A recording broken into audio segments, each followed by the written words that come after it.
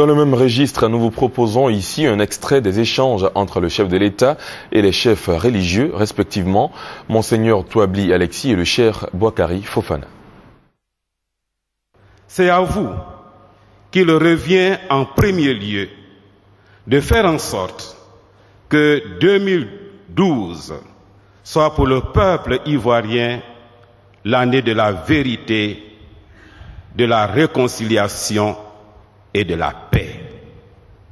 Une paix basée sur la justice, car sans justice, il n'y a pas de paix possible. Excellence, Monsieur le Président de la République, au plan de la sécurité des biens et des personnes, vous avez pris des grandes décisions dans le sens de la normalisation de la situation dont les effets sont aujourd'hui perceptibles.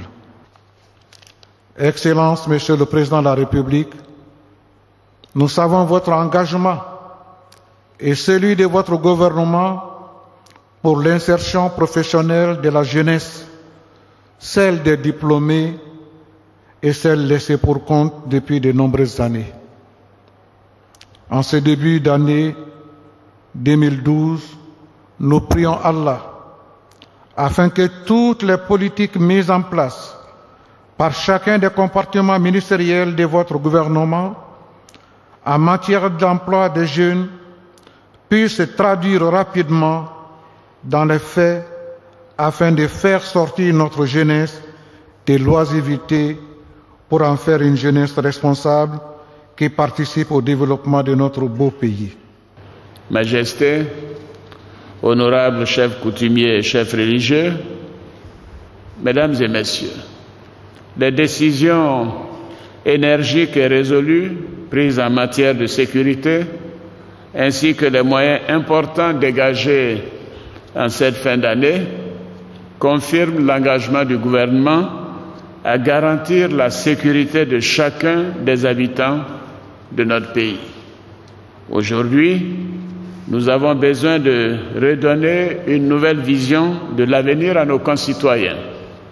Nous devons redécouvrir la richesse de la diversité de nos peuples et rebâtir un pays soudé, démocratique et hospitalier.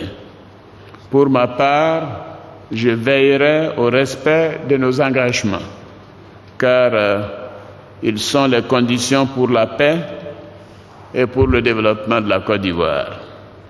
L'implication des chefs traditionnels et des autorités religieuses que vous êtes sera indispensable.